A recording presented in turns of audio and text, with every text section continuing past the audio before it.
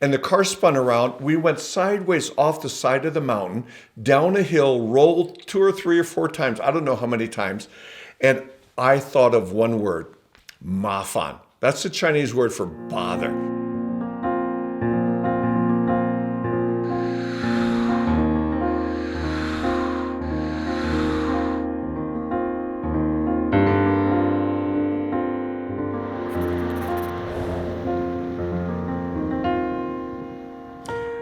Welcome to my home. It is so good to have you here again. The story I want to tell is the story of my broken neck in 1995. And the reason this is coming up right now is because actually I'm going through some other medical issues now. I've had a pretty healthy life, almost my whole life. Athletic, hardly ever sick. A few odds and ends here and there as kids have and young people have, but pretty healthy.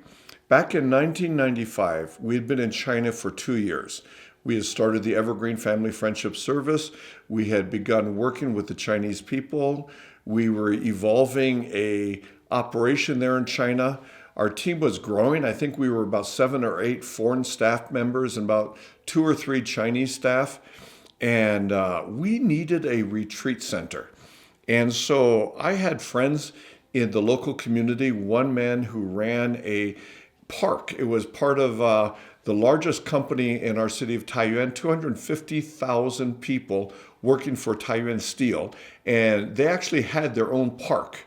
And in that park, there were retreat centers or there were villas and places to go for holidays and relaxation. And I got to know the manager of that place. And he said, Finn, I can take you up into the mountains and show you one of the most beautiful retreat centers. You can bring your staff there, have a 2 or 3 day retreat. It's where all of us communist cadres go when we want to have a retreat. So I said, okay, let's do it. So I said, I'll drive and you just show me the way. He goes, oh, no, I have to drive.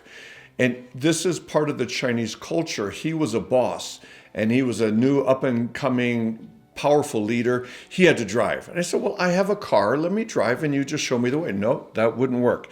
He had to drive. It was for face. In China, face is a big thing. And losing your face, which is what I'm doing, scratching my cheek here, to lose face is a terrible thing. And so I had to let him drive his car so he wouldn't lose face. I'm not a good passenger. I am much a better driver than I am a passenger. So we're driving up into the mountains. We get onto a gravel road. We're driving for a while, and he's taking me to this campground or a retreat center where the Chinese think it's just this wonderful place, but the car stalls. Now, he's borrowed, it's actually not even his car. He's borrowed a Jeep from a friend, and the Jeep stalls. And in the car is this businessman, myself, I'm in the passenger seat. In the back seat is a newspaper reporter who's a friend of the boss. So the car stalls, and I'm trying to figure out what's the problem with the car. And he's saying vapor lock, but I don't know the word vapor lock in Chinese. And finally he describes it, and I understood, oh, you got vapor lock. And he says, so how do you deal with it? He said, we wait 20 minutes, it'll clear, and then we can start the car again.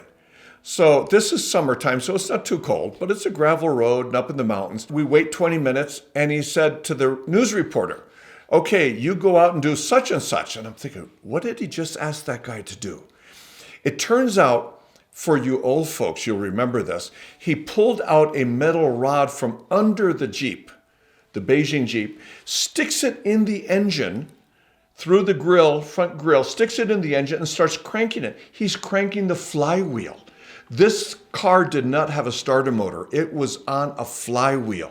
In 95, it was a brand new car.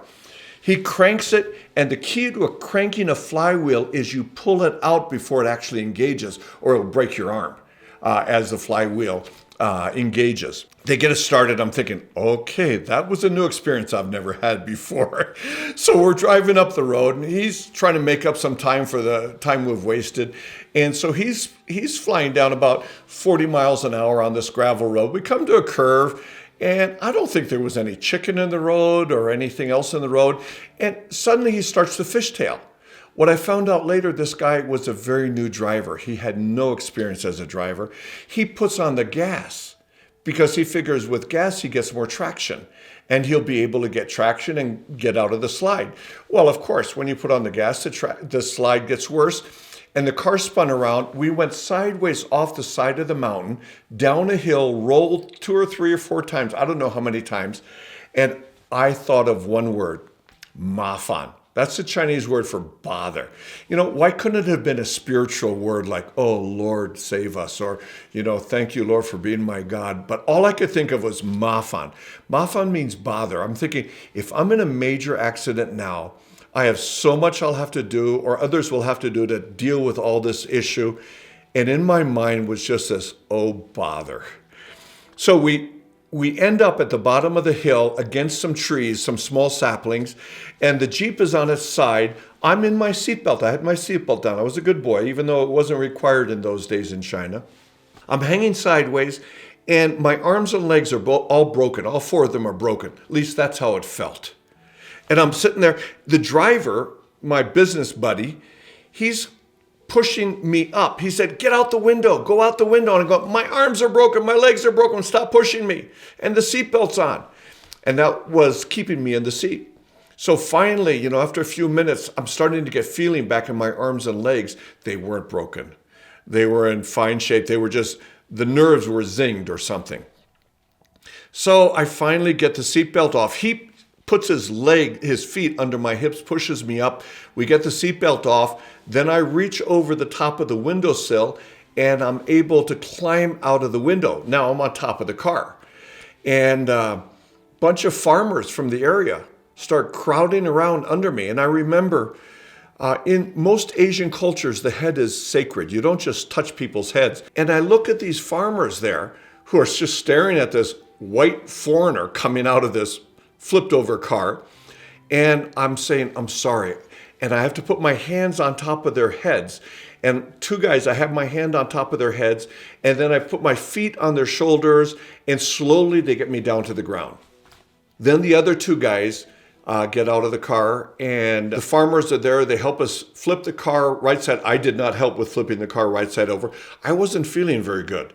And so I went to a tree and I sat down. And boy, I felt even worse. And so I got up and I walked around. And in walking around, I found this car phone battery on the ground. And I picked it up and I went to the news reporter. I said, do you know whose battery this is? And he goes, oh, that's my battery. It must have flown out of the car when we were flipping.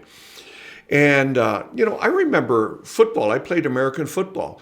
And, the coach always told you to walk it off. So I tried to walk off. I thought my collarbone might be broken and maybe the seatbelt did a shoulder torque on my shoulder. So I tried to walk it off. And then finally the car got flipped over right. The radiator had leaked all the water out. The farmers brought new water. They put it in. We continued on our journey. We had this banged up Jeep. The front hood and the thing were all crushed down to the bottom. We continued on. We did switch cars for a while. The local forestry department loaned us their truck and we drove up to the top of the mountain. I spent an hour or 2 inspecting the campsite or the retreat site. We had supper. This is a Sunday afternoon. We had supper up there. And the guys were saying, Finn, you must be drunk. You must have been drinking, because I would have my chopsticks trying to eat the food and I would hit myself in the face. And I couldn't control my chopsticks properly. I said, I haven't drunk a drop of alcohol. Something else is wrong. I think we better get home. So we started driving down the mountain. And it was 11 p.m. when we finally got home. And at our house, the guy actually didn't want to bring me home. The driver, the boss, he said, Finn, let me take you out to eat. In China, the solution to all problems is to eat another good meal. And he said, I don't want your wife to see the car, how damaged it is. It'll upset her. I said, if I don't get home, it'll upset her. Get me home. So we get home. One of our evergreen doctors was living upstairs. And I told Sandy to get the doctor to come down and check me out. He started checking my nerves. He goes, we probably should go to the hospital. And so that night around midnight, we got to the hospital. We called up the doctor, Dr. Tien, who was the head of orthopedics at the time.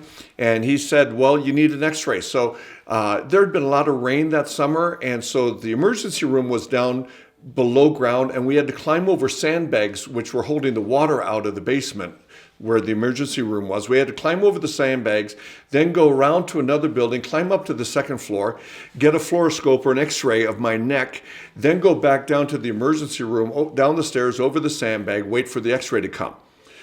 When the x-ray came around 1:30, Dr. Elliott, Dr. Gao, Dr. Tien, the three doctors in the room, all grabbed my head and my neck and said, "Don't move, don't move. You have a double broken neck. 2 of your facets are broken." And they got a bench and they slowly laid. Now, this is 12 hours after the accident. They slowly laid me back, and I started the process of about 3 months of dealing with a broken neck. Lord, what are you doing? What are you doing? I have a broken neck now.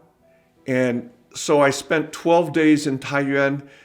The local hospital actually did a great job helping me recover, put me in traction. Surgery was not indicated at that point. After 7 or 8 days, it was clear I was on a wooden board without any mattress, 24/7, never moving position. I started to have night tremors, night terrors. A lot of things were happening, and finally realized we had to get back to the States. There were no extraction collars in China to be had. That summer, August of 1995, was the UN Forum on Women for the whole world in Beijing. 40,000 women from around the world were congregated in Beijing, and every extraction collar had been used from women who had fallen down the Great Wall or something, and so I had a friend in Beijing. He was a lawyer. His wife had been from a diplomatic family from the Polish embassy. From years ago, she'd been in China all her life. And this lawyer, American guy from Chicago, he went down to a medical friend of his, and the guy wouldn't let him in. He waited outside the door till about midnight until the guy finally said, "Okay, what do you need?" And he said, "I need an extraction collar for my friend in Taiyuan." Got the extraction collar, the last one probably available in Beijing or all of China. Gave it to his wife. His wife went to the airport, and she stood in front of every gate that was going to go to Taiyuan, our city of Taiyuan, until a Russian couple, she met this Russian couple, and she spoke some Russian, and they said they would carry the extraction collar to Taiyuan. I had one of my staff and a Chinese friend that went to the airport with a sign in English and in Chinese saying, "Finn Torjussen," my name, Finn Torjussen's broken neck. And this Russian couple saw it and came over and gave me the extraction collar. And because of that extraction collar, I was then able to book tickets and get myself home to the States. In my heart, I'm thinking, what are you doing, Lord? We have just gotten Evergreen started. We're 2 years into the work. Doors are opening. The new staff in Evergreen that are coming in from around, they're in language school now. They can't afford to have me gone. I thought I was needed. I found out that God doesn't need me. I need him. And I was home for 6 months, from end of August of 1995 to the beginning of January 1996. And you know what? Evergreen went on just fine. I had a lot to learn. I had a lot to grow up in. I still don't know why God let me break my neck. I'm a good driver. I've never had an accident. I ride motorcycles all the time. The car is the only place I've ever had an injury. And yet, when I look at this, was this a trauma for me or for Evergreen? I think it was mainly a lesson for me, that I can work hard, I can do what God's called me to do, but in the end, he's in control.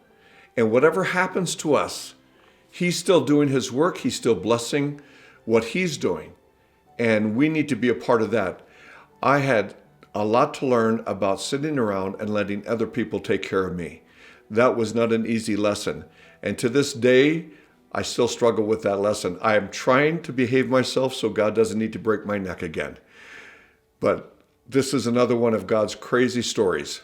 Stories about God's crazy love. He is always blessing us, even in the worst crisis. There are things that he is doing that we can thank him for. Good to see you all again.